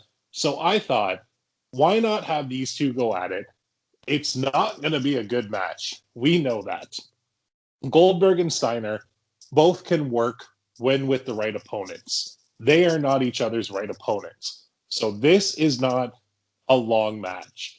This is Steiner hitting a couple of suplexes, Goldberg finally getting up, spear, jackhammer. It's done. You keep Goldberg strong. You keep him in the main event picture. Steiner, by this point, I hate to say it, kind of an afterthought because he was regulated to a tag team with Test. No offense to Test, but he went from being the main event, brought in at Survivor Series the year before at Madison Square Garden with a huge amount of fanfare. Did a huge thing where they were arguing over Raw or SmackDown with Bischoff and Stephanie, and it didn't pan out the way it should have for whatever reason. But at this point, he is just kind of feeder to Bill Goldberg to keep his streak going and keep him in people's minds. He's hungry. He's going to destroy everybody. That's it. Yeah. I don't know if you so I was just saying, because you said you had to go and refill your drink. I was just saying while you were off audio there for a second that I really feel like there was a lot more meat on the bone in terms of, and that's for you, Tyler. I feel like there's a lot more meat on the bone in terms of Scott Steiner's run. Had he not been booked the way he was coming into the company, Triple H was not the right guy for him to go to immediately. He shouldn't have been in a world title picture right away. I think you could have built him up a lot better. And maybe by this point in May, he would have been ready for that spot. He was a big time star in WCW, but you needed to remind fans of that. And also fans that weren't necessarily the biggest WCW marks during the Monday Night Wars. So you have him go through a bunch of people. I just feel like Steiner could have been so much more in that company than he was when he came back in 2002, 2003. And as far as Goldberg goes, yeah, I'm totally fine with Goldberg running through guys and established guys. But if that's the case, that you have that you have Steiner sort of staying at the level that he was at in Canon and being a tag team partner of Test, then what's the point of having him go up against Goldberg in the beginning, like in the first place? It's not gonna make him any bigger. But Steiner's not the main event guy that he was. Like, he still had the matches with Triple H at Rumble and No Way Out. Still was left off of the Mania card, and it's him trying to get back in the main event. Like, look at what's going on right now with, I'll use Cesaro as an example. Is Cesaro going to win the Universal title? I think it's a fair thing to say absolutely not. Does he deserve it? Yes. Is Scott Steiner kind of in that same era? Should he have won the world title? Absolutely not. Did he deserve to get more chances? Yes. So it's kind of a parallel to that. Okay, I'll buy that. I'm okay with that. I'm just thinking in my mind, like, if the idea is to try to get Goldberg over as like the next main event top draw that's going to be, challenging Triple H and going forward as like the face of Raw, I don't know if Scott Steiner's the right guy to go through it on a pay-per-view. I could see on Raw for sure, but no, I'm okay with this. I mean, there's history there. You've made the match. I on paper, it sounds like a big time match in terms of star power. So I think you could have picked someone else, but I'm okay with it being here. I'm sorry that the Rock and Roll Express were not available. I don't know if they were signed anywhere right now. They might have been on the independents, and you could have had a 2-on-1 handicap. Anyway, moving on to the main event of this evening. It is for the World Heavyweight Championship. And I want to take you back to WrestleMania 19 at Safeco Field to set the scene. Okay. WrestleMania 19 goes the way it should have. Booker T defeats Triple H for the World Heavyweight Championship. We go on to Backlash. We still have that slightly weird, unnecessary six-man tag to a degree of Triple H, Ric Flair, and Chris Jericho going up against Booker T, Shawn Michaels, and Kevin Nash. Leads us to Judgment Day. We have Booker T defending the World Heavyweight Championship against the game Triple H. And by God, Booker T retains. The way it should have been. Booker should have won the title then, should have had a long run. Doesn't hurt Hunter at all. I'm sorry Kevin Nash is not on this card, but Kevin Nash should not have been in the main event world title picture at this time, in my eyes, at all. He did not need to be there. He was not going to be sticking around. Give it to the guy who's working the full-time contract. Give it to Booker T. Okay. There's parts of this I like and parts of this I don't like. I am all for Booker T going over at WrestleMania. 100% and winning the title. I think it was the right thing to do at the time. I understand why they didn't do it. I really, there's a lot of people that think that that whole angle was racially insensitive. And I can't argue to an extent. There were some stuff in there that was a little bit touchy. As far as Booker winning the title, I would have liked to have seen him win it, but I do think that there is an argument to be made that Booker maybe wasn't ready to be the champion on Raw in 2003 in the WWE. There's a disconnect between what Booker was in WCW as to what he was in WWE in 2003. I think that they're completely different companies, different work rates, different styles, different presentations. So while I do think that he should have won the title at WrestleMania 19, I can see the other side of the argument that he maybe wasn't ready at that time. I don't know why you would wait until Judgment Day to do the rematch. The 6-man tag could have very easily been done on Raw, and then you could have done the rematch at Backlash. Yeah, but they knew what they had at Backlash with Rock and Goldberg. They knew that was the main. Nothing else was really going to touch it. That was the money match that everyone wanted to see. So I get putting the 6-man tag on Backlash. Yeah, no, I do too. I don't disagree with that, but yeah, I'm okay with this. I'm not upset that Nash isn't on the card. Or not in the match. I'm a little surprised he's not on the card. I thought maybe you might have done like a tag match with Shawn and Nash, maybe going up against someone.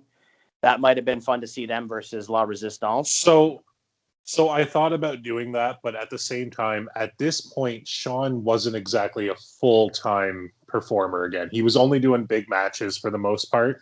Yeah. He had already worked. He worked the Rumble.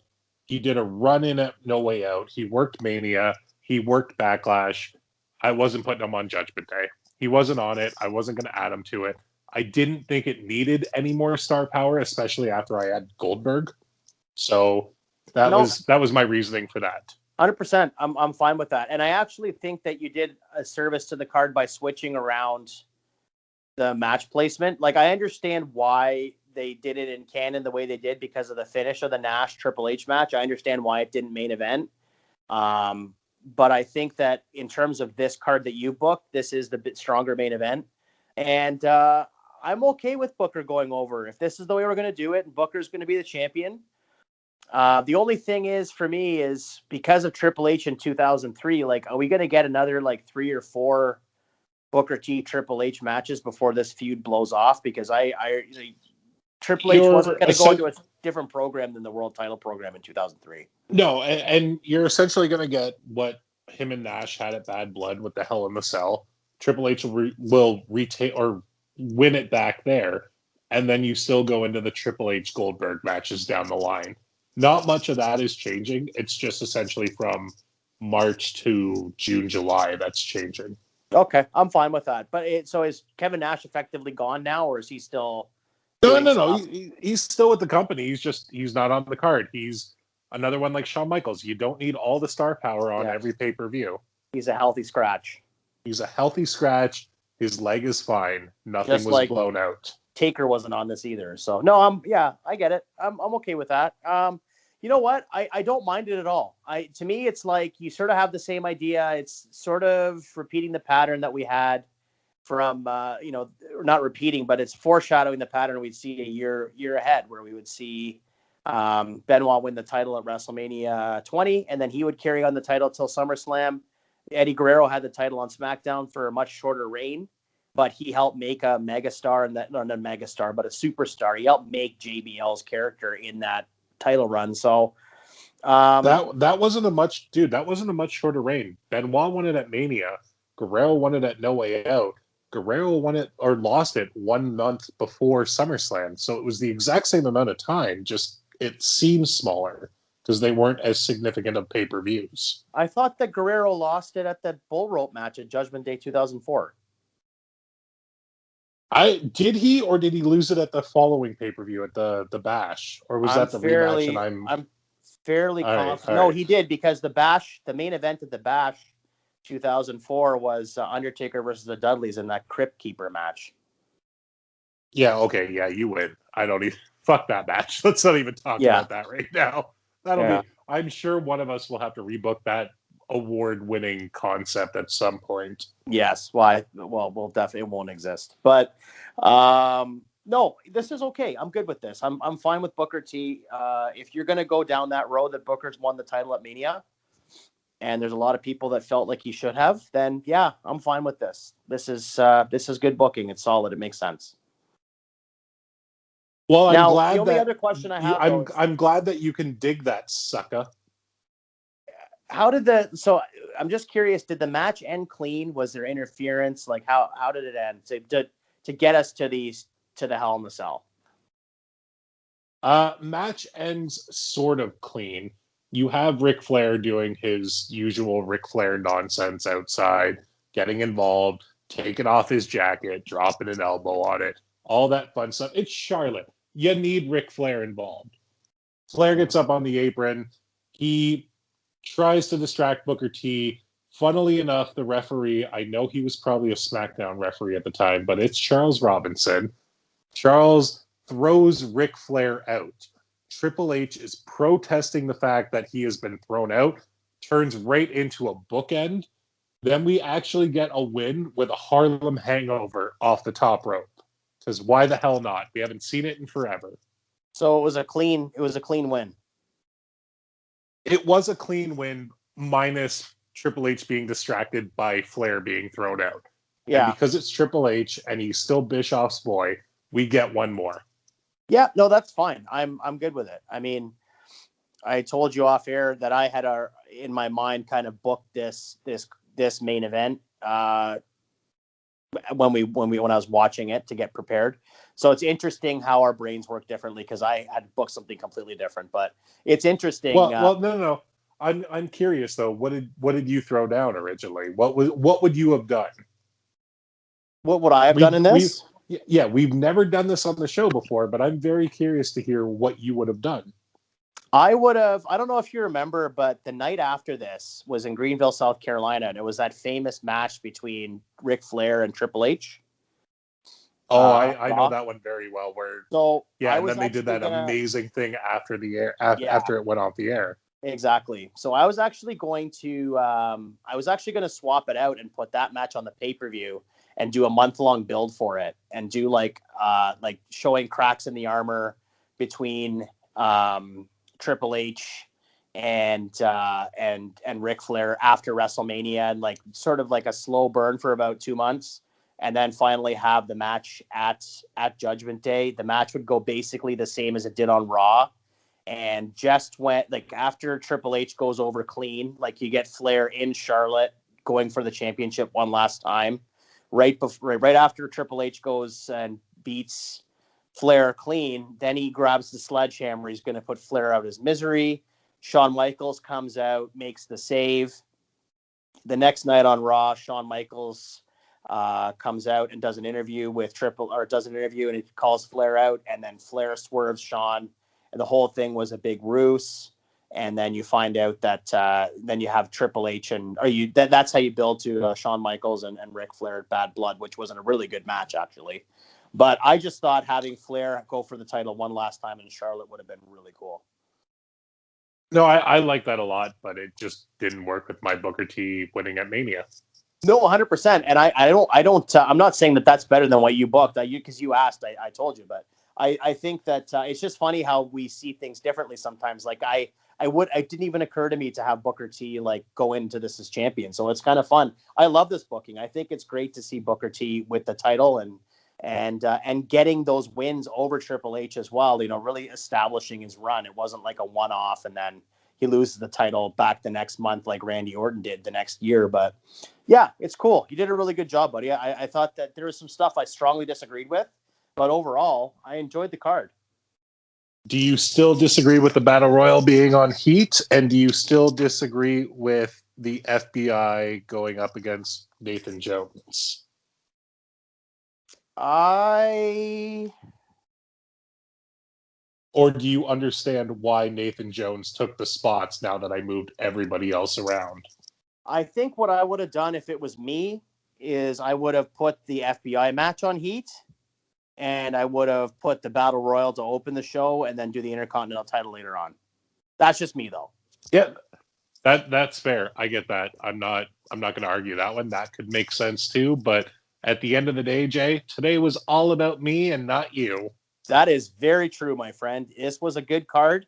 I really enjoyed it, and you did a wonderful job. With a couple of exceptions, I was very pleased.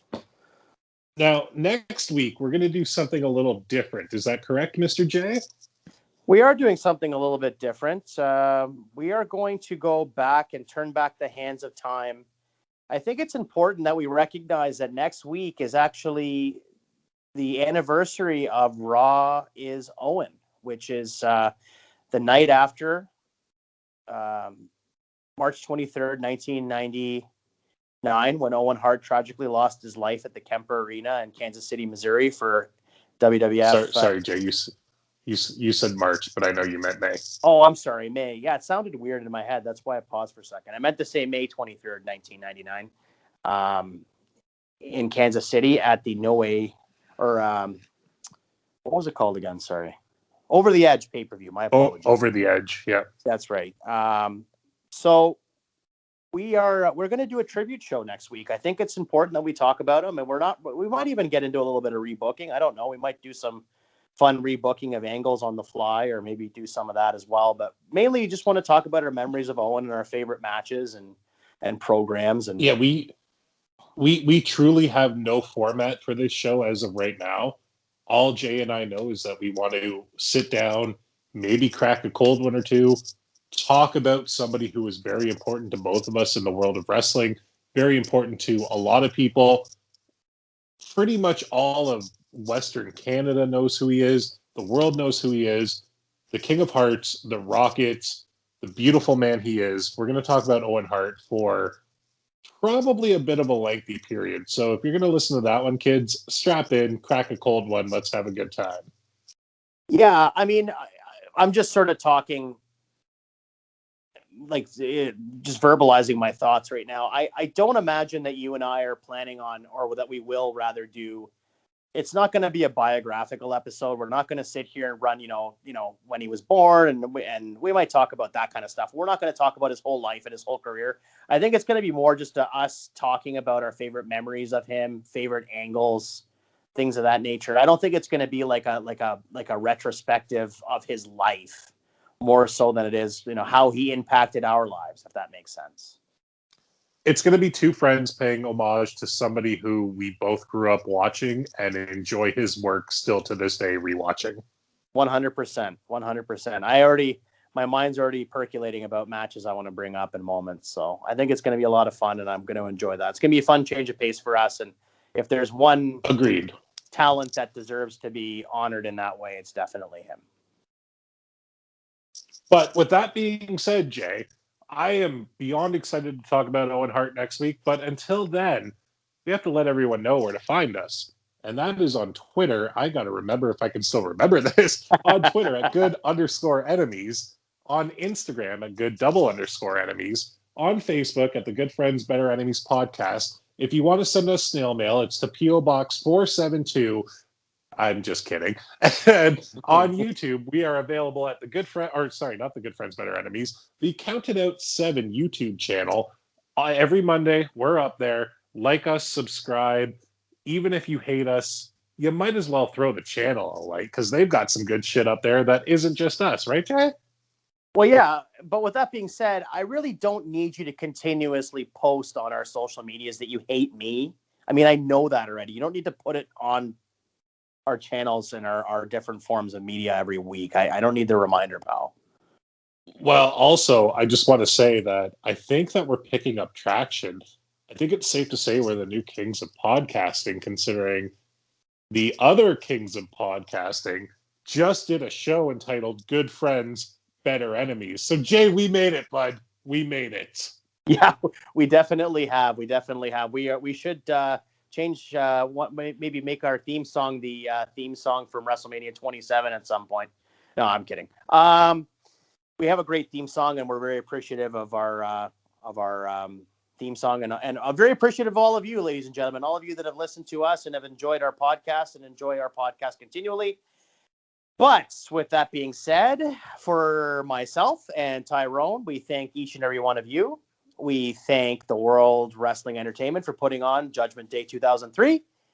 And for Owen Hart, we cannot wait to honor you and talk about the wonderful contributions that you made to both Tyrone's and my wrestling fandom. The Good Friends Better Enemies podcast thanks you very much. Bye.